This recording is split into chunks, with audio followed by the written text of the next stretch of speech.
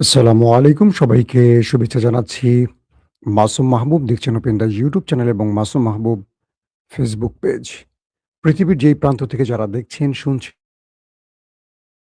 দর্শক বেশ কিছু ব্রেকিং খবর আছে আমাদের হাতে আজকে। আশা করি পুরো সময় আমাদের সঙ্গেই থাকবেন।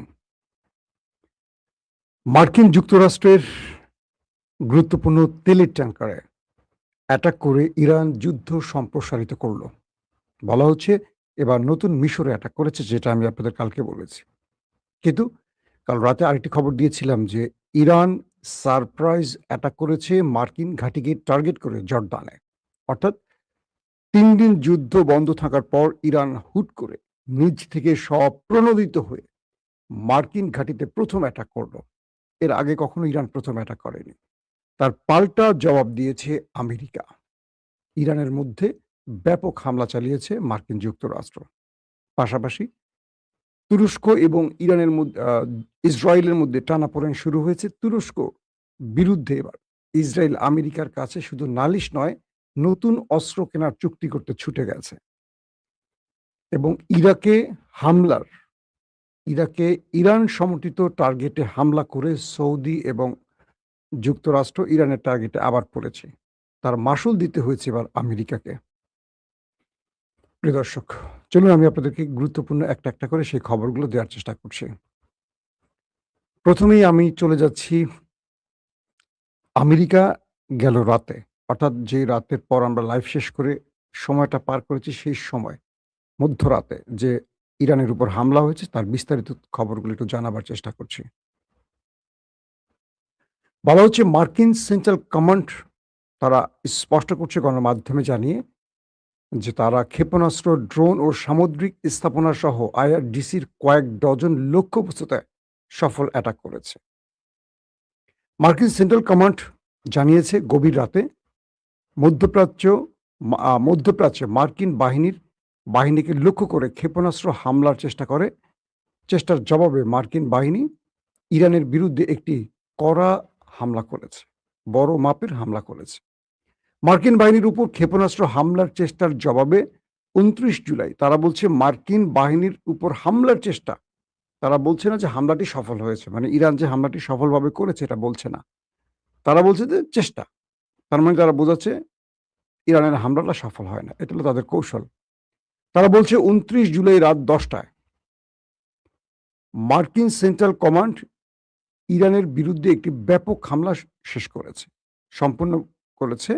সেন্টকম একটি বিবৃতিতে পুরো স্পষ্ট সেটার ব্যাখ্যা দিয়েছে। মার্কিন বাহিনী ইরানের ইসলামিক রেভলিউশনারি গার্ড কোর আইআরজিসির সামরিক কমান্ড কেন্দ্র, ক্ষেপণাস্ত্র ও ড্রোন স্থাপনা, উপকূলীয় নজরদারি ও প্রতিরক্ষা কেন্দ্র এবং সামুদ্রিক সক্ষমতা সহ কয়েক ডজন লক্ষ্যবস্তুতে হামলা করেছে। কমান্ডের বর্ণনা অনুযায়ী ২৮শে জুলাই আইআরজিসি বাহিনী কর্তৃক একটি অতর্কিত হামলার চেষ্টার জের ধরে এই অভিযানটি চালানো হয়।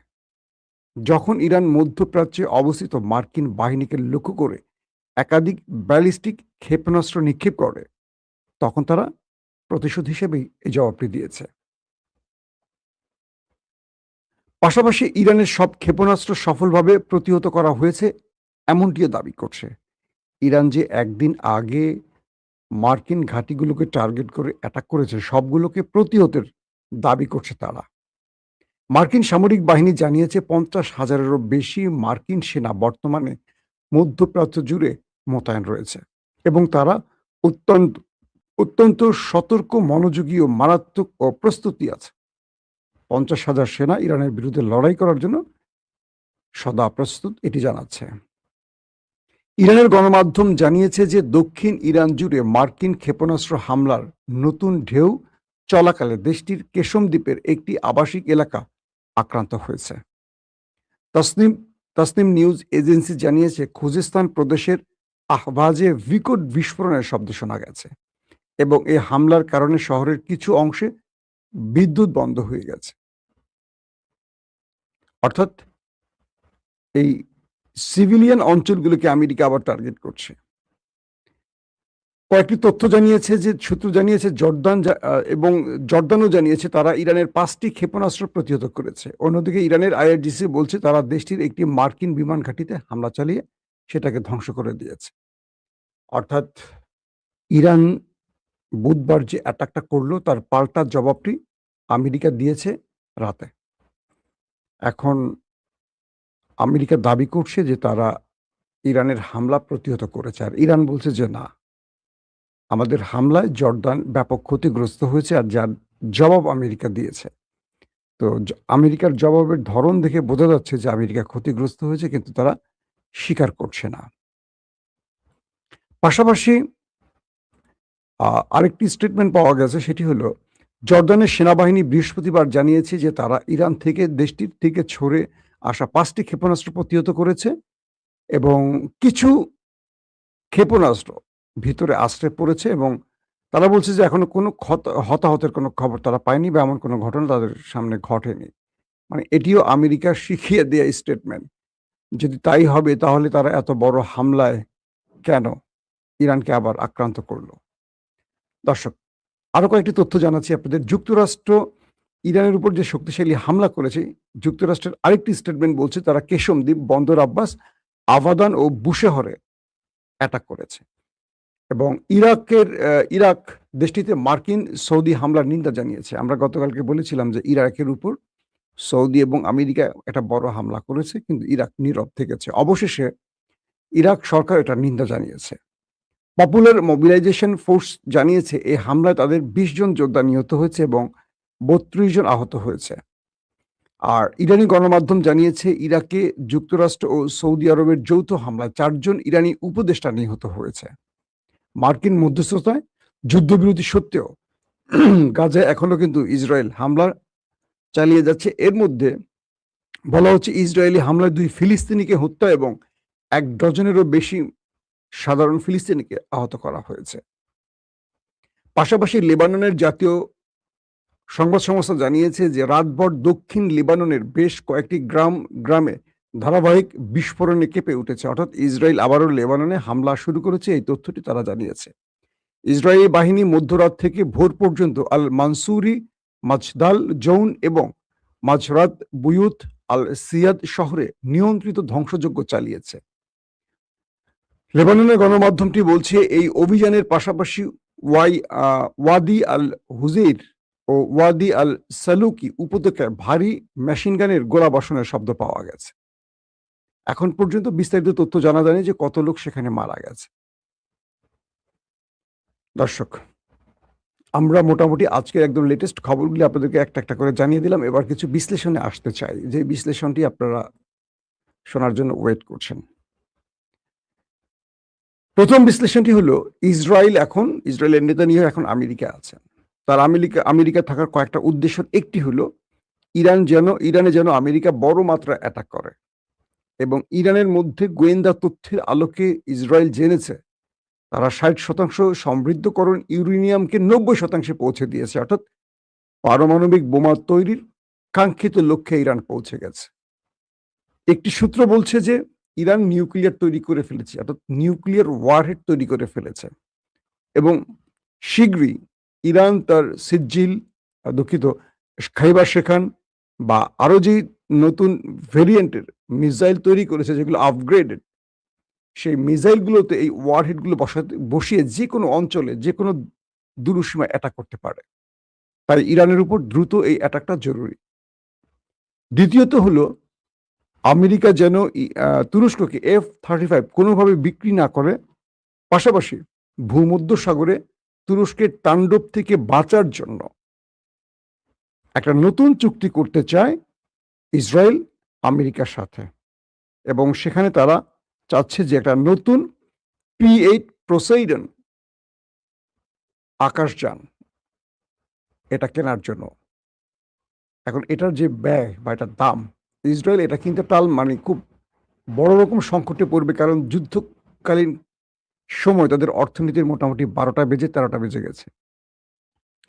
তো আসেন, ইসরায়েল চাচ্ছে এখন তুরস্ককে ঠেকাতে, কারণ ইরানের পরই তাদের টার্গেট হবে তুরস্ক। আর তুরস্ক ইরানের মতো না, তারা আরো অনেক আধুনিক অস্ত্রের মালিক।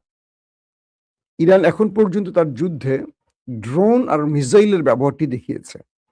আর তুরস্কের কাছে ড্রোন, মিসাইল থেকে শুরু করে যুদ্ধ বিমান থেকে শুরু করে রয়েছে আরো এক ঝাঁক নতুন উদ্ভাবিত যুদ্ধাস্ত্র, যার সাথে পৃথিবী এখনো পরিচিত নয়। যাদের কাছে আছে পঞ্চম প্রজন্মের স্টিলথ প্রযুক্তির যুদ্ধ বিমান, যাদের কাছে আছে সামুদ্রিক সাবমেরিন, যাদের কাছে আছে পৃথিবী বিখ্যাত ড্রোন। এবং তুরস্ক সাম্প্রতিক এক যুগে যতগুলো ফ্রন্টে যুদ্ধ করেছে প্রত্যেকটিতে বিজয় পেয়েছে। পৃথিবীর আর একটি দেশে সবগুলো ফ্রন্টে বিজয় পায়নি, না আমেরিকা, না ইসরায়েল, না ইরান, না কি বলবো রাশিয়া সহ অন্য দেশ, কিন্তু তুরস্ক তার প্রতিটি ফ্রন্টে বিজয় পেয়েছে। তো এখানে ইসরায়েল চাইছে যে কোনোভাবে মার্কিন যুক্তরাষ্ট্রের তৈরি P-8 পোসাইডন সামুদ্রিক টহল ও সাবমেরিন বিধ্বংসী এই যানটি কিনতে, আকাশযান বলে এটাকে। তারা বলছে যে তুরস্ক ভূমধ্যসাগর থেকে তার সাবমেরিন ব্যবহার করে ইসরায়েলকে ধ্বংস করতে পারবে খুব সহজে। আর তুরস্ক এই যুদ্ধটা আকাশে করবে, স্থলের চেয়ে সমুদ্রে বেশি টার্গেট করবে, অর্থাৎ আকাশ আর জল, পানিপথ। এটা তুরস্কের জন্য খুব সহজ হবে। তাহলে তুরস্কের এই সাবমেরিনকে ধ্বংস করতে হলে তাদের আকাশ টহলযান বৃদ্ধি করতে হবে, এবং আকাশ থেকে আক্রমণের সক্ষমতা বাড়াতে হলে তাদেরকে P-8 পোসাইডন এই কি বলে সামুদ্রিক টহল ও সাবমেরিন বিধ্বংসী আকাশযানটি খুব জরুরি। এটার একটির দাম প্রায় $3.5 কোটি। তাহলে এবার হিসাব করেন যে কত টাকার এটার মূল্য হতে পারে, $3.5 কোটি। তো এখন এটি কেনার জন্য আমেরিকার শরণাপন্ন হচ্ছে ইসরায়েল, এবং একটা চুক্তির মাধ্যমে এটা কিনতে চায়। দ্বিতীয় যে বিষয়টি হলো, গতকালকে ইরান আরেকটি দেশে তার আক্রমণ বৃদ্ধি করেছে, যদিও ইরান এটিকে স্বীকার করেনি। বলা হচ্ছে মিশরের দামিয়েত্তা যে LNG বন্দর আছে সেখানে হামলা হয়েছে। কি হয়েছিল আসলে ঘটনাটি? যখন ইরাকে ইরানের টার্গেটে সৌদি আরব এবং আমেরিকা অ্যাটাক করে, বলা হচ্ছে ইরান দাবি করছে তাদের 4 জন উপদেষ্টা মারা গেছে এবং 20 জন সেখানে মারা গেছে, সব মিলে 32 জন গুরুতর আহত হয়েছে। তো ইরান এটার প্রতিশোধ হিসেবে মিশরে মার্কিন যুক্তরাষ্ট্রের যে LNG গ্যাস ট্যাঙ্কার আছে এটাকে টার্গেট করেছে। যেহেতু দেশটি মিশর, তাই ইরান কৌশলগত কারণে এখানে তাদের পরিচয় গোপন রেখেছে। এদের একটি সূত্র। মধ্যপ্রাচ্যের আরেকটি সূত্র এবং পশ্চিমা দুনিয়ার গণমাধ্যম বলছে যে এই হামলাটি ইরানের মদতপুষ্ট বা সমর্থিত লেবাননের যোদ্ধারা করেছে। অর্থাৎ লেবানন থেকে বিশেষ ওয়ান ওয়ে ড্রোন ব্যবহার করে মিশরের লেবানন থেকে এই ওয়ান ওয়ে ড্রোন ব্যবহার করে ইরান সমর্থিত যোদ্ধারা, ইরানের তো জানেন প্রচুর প্রক্সি বাহিনী আছে, তারা মিশরের একটা দূরপাল্লা ওয়ান ওয়ে ড্রোন বা মিসাইলের মাধ্যমে তারা দামিয়েত্তা এই মিশরের LNG যে বন্দরটি সেখানে মার্কিন গ্যাস ট্যাঙ্কার উড়িয়ে দিয়েছে।